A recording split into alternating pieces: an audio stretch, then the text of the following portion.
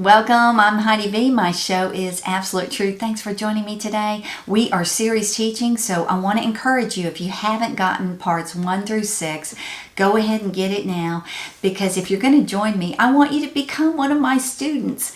And if you do, you're going to realize we're going to learn the Word of God a little at a time, line upon line, precept upon precept, here a little, there a little, because the best way to learn is by just taking a bite and chewing on that and meditating on what I teach you, so that the next time I come, you're like, okay, yeah, I'm starting to get this. Instead of thinking, well, she's very repetitious. Yes, teachers are repetitious, but that's how you learn and that's how you grow. So on that note, let's get started. We are on part 7, but I want to do a little bit of recap, the important points from before. Again, watch parts 1 through 6. That's how you grow. And I'm not going to do much recapping on those parts. But important to know is that you were given the gift of righteousness, right? By believing God. We saw that. We saw that in Romans 10, 9 and 10. You were given the gift of righteousness. Romans 5. You were given the gift of righteousness by believing God. So you were already righteous as you are being made holy. Makes you want to scratch your head, right? You're already righteous, but you're being made holy. Okay, that's the way it is. So we conclude that yes, the power of sin has been broken from you, but the presence of sin does still remain inside of us. It still remains inside of us. Why? It's being removed from you by the power of God's grace and His Word that's changing you from glory to glory. So yes, you have been redeemed from sin, but now you have to recognize the presence of sin that was passed on through Adam and Eve, through your own lineage, through things that you've done in your life, and you need to work on a daily basis, not only of judging yourself, but cleansing yourself through the Word of God. And that's what we have to do. So what do? Let's look at Romans chapter 8, verses 23. It says, "And we believers also groan, even though we have the Holy Spirit within us, as a foretaste of future glory. For we long for our bodies to be released from sin and suffering. We too wait with eager hope for the day when God will give us our full rights as His adopted children, including the new bodies He has promised us." So this is so good. You are groaning. Believers groan within themselves. And why do? Because we're longing for the kingdom. You might not even realize it, but you are longing for the kingdom.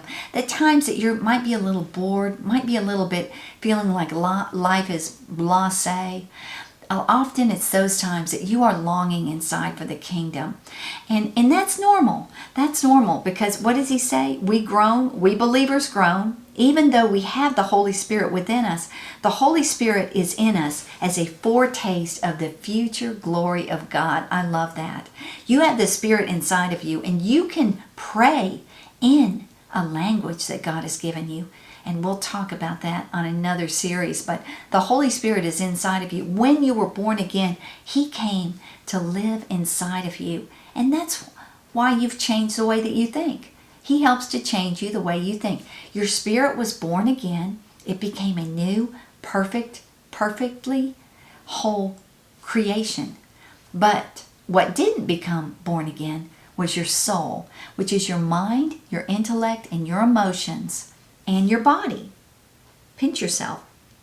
Your body hasn't changed. And the way that you think hasn't changed. Even though your conscience is more convicting to you now. Your conscience will convict you more. And you'll have more love in your heart, that's for sure. But your soul, which is your mind, your will, your intellect, your emotions, what you think, hasn't changed. But you can change your soul. And you do that through the Word of God. The washing of water by the Word will conform you into the image of Jesus Christ.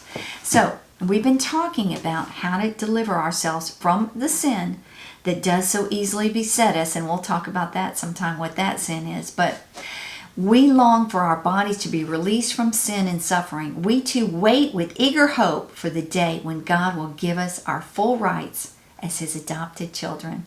So even though we're in this world, we're not of this world, but this world is a fallen world, and we do still have to deal with sin. But have no fear. God is with you. He is there to help you deal with sin. The Holy Spirit is inside of you who will also help to deliver you. So, the points that we have learned up to this point is, as a believer, you have the Holy Spirit inside you. When your spirit was rebirthed, the Holy Spirit came to make residence inside of you, to make residence inside of you. However, you still groan, eagerly yearning for your body to be released from this world of sin and suffering into the heavenly kingdom. And that's why sometimes you might be restless, you might be yearning for a better life. And this is the thing, you might be wanting paradise for you right here on this earth. And so those are some of the longings and the groanings inside that you might be experiencing. And that's normal. But the Word of God's going to help you with that. So you are in this life waiting in hope to be changed as God's adopted son or daughter, given a new glorified body that God has promised you. And that is what you have to look forward to. So that's exciting. So while you're here, you are being made holy, right? You were given the gift of righteousness through Jesus Christ, and you have been made perfectly. How? Because your born again spirit was made perfect. But now you have to line up your soul realm, your mind, your will, your intellect, and your emotions with your spirit man in here, so that your soul learns to think like your spirit. And you do that by meshing them together through the Word of God. And so from there, let's start with how. Now we are talking about how to make the Word of God work for you, right? This is part 7. We've learned clearly that there is sin in this world. We have all sinned and fallen short of God's glory, but we are forgiven. We do have to not beat ourselves up. And that's what I want to talk to you for just a minute. Don't ever beat yourself up. You are going to fall short at times. I fall short. You fall short. We all fall short. But God doesn't want you to beat yourself up. He wants you to recognize when you fall short, repent quickly, and move on. Let go and forgive yourself, because God has already forgiven you of all sins that you have committed, past, present, and future. That's right. You are already forgiven of your sins. So that's why the cleansing process of making yourself holy by dealing with the sin that may be in your life is much easier, knowing that God has already forgiven you. I know that might be a lot to grasp, but you will grasp it over time. So stick with me. Okay, so what do? We understand that your righteousness comes from Jesus alone, and that's going to keep you humble, and that's going to keep you from judging others. That's right. If you judge yourself, you won't be judged. So learn to judge yourself, and then you won't judge others. As you realize that God has forgiven you, then you will be able to forgive others much easier. So let's go from there, and let's look at a couple of scriptures to clarify what I'm saying. Let's start with Romans chapter 3, verses 21 through 24. And it says, "But now, apart from the law, the righteousness of God has been revealed, as attested by the law and the prophets. And this righteousness from God comes through faith in Jesus Christ to all who believe. There is no distinction, for all have sinned and fall short of the glory of God, and are justified freely by His grace through the redemption that is in Christ Jesus." Friend, this is really good. Recognizing your righteousness comes from Jesus shows you that are justified by grace, not by your own good works.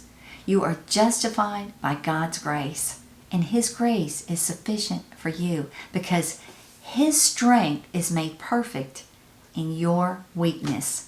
And friend, you are weak, but God is your strength, and that's what you need to learn to do. Lean on Him. Lean on Him in all things. And so recognizing sin in your life does help you to lean on Him. And recognizing that you were given the gift of righteousness will certainly help you not to judge others so harshly. So, my question to you is, when the Bible says the righteousness of God, who and what is it referring to? Jesus Christ. Jesus Christ. He is the righteousness of God. And you are living in the error. This is the Lord our righteousness. That's the time that we're living in. The Lord is our righteousness. So your righteousness comes through Jesus Christ. And the more you realize that, the more you recognize that, the better off you'll be, and the more able you will be to be able to receive change in your life, to be able to submit to God on a regular basis, to be able to forgive others, and know that God, because you know that God has forgiven you.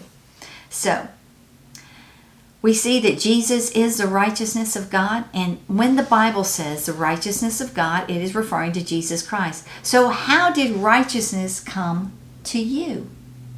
How did righteousness come to you? Through your faith in Jesus Christ. Through you believing in Jesus.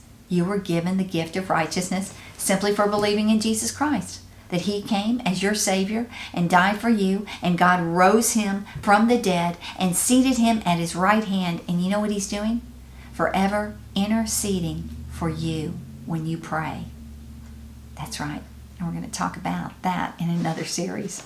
Okay, so who has sinned and who is a sinner?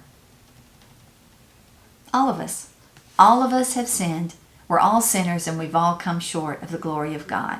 So, who is the glory of God? Jesus Christ. Jesus Christ is the glory of God the Father. Jesus Christ is the righteousness of God. Jesus Christ is the glory of God. Okay, so how were you justified? How were you justified? By the grace of God He gave you through what Jesus did on the cross for you. His redemption brought you justification. That's right. And just as if you hadn't sinned, you were justified by what Jesus did for you on the cross. So justification gives you the ability to overcome sin. Did you know that? Just as if you hadn't sinned, you were justified through Jesus Christ, and that gives you the ability to overcome any sin that you have to deal with in this life because you are justified. Okay, so knowing that you are the righteousness of God in Christ Jesus, it gives you the ability to overcome your sin. That's right. Knowing that you're already righteous through Jesus Christ will give you the ability to overcome your sin. And it'll give you the ability to make the Word of God work for you. Now, I want to take an example, if I've got time, and if the video runs out, we're going to talk about this in the next series in case it runs out. Okay, so let's take an example of sickness and disease, okay? What does the Bible tell us about sickness? Now, because we're coming into the Easter season, we're going to talk about what Jesus did. So, in order to be healed, you have to understand what causes sickness and disease. You have to know the cause. And we're going to start with, what does the Bible tell you about sickness? Okay? We're going to look at the cross to find the solution. So, do you understand what happened on the cross? Do you understand exactly what Jesus did for you? And we're going to talk about that. So in order to receive healing in your body, you have to understand what Jesus did for you on the cross. And we're going to look at that in Isaiah 52, verses 13 through 15. Now, this is the prophet Isaiah speaking, and he prophesied about Jesus 700 years before Jesus came. Okay? And he says here, "Behold, my servant understands and is exalted, and is lifted up and is highly exalted, such that many shall be stupefied concerning him. Thus his appearance was marred beyond that of a man, and his front side beyond that of the sons of men. This one purifies the many nations, and kings shall shut their mouths concerning him. Because that which was not told them they saw, and what they had not heard they understood." Now, what are we talking about here? Isaiah is prophesying about Jesus. He's talking about his servant who was exalted and lifted up, and that such would be, many would be stupefied concerning him. And that word stupefied means to make someone unable to think properly, to make them astonished or shocked. The people were astonished and shocked at Jesus. And it says that his appearance was so marred beyond that of a man. He wasn't recognizable. Why was he so marred? Because he took the sins of mankind on him. And that's what I want to leave you with today. Jesus took all the sins that you will ever sin, past, present, and future. He took them on him. He was, and we're going to talk about what happened to him on the cross, but he was so marred, he was not recognizable by his facial visage was not recognizable, because he took your sins and he took my sins, so that you and I could live a life knowing we were given the gift of righteousness through Jesus Christ, and that we don't have to allow sin to control our lives any longer. And we do that by allowing ourselves to being made holy, being sanctified, because we've already been justified, just as if we hadn't sinned, by believing in Jesus Christ. And we have been given the gift of righteousness by believing in Jesus Christ as well. So you have been justified and you have been made righteous. And that's because of what Jesus did for you on the cross. So I want to leave you by thinking about how marred Jesus was, because he took your sins. That's right. This is Heidi V. My show is Absolute Truth. Won't you please subscribe? Lots more ahead. The shows are going to get better and better as we go. And I hope that you will join me and be a student. I will never be AI. I'm a real person. And God sent me to help you grow your faith. Thanks for joining me. God bless.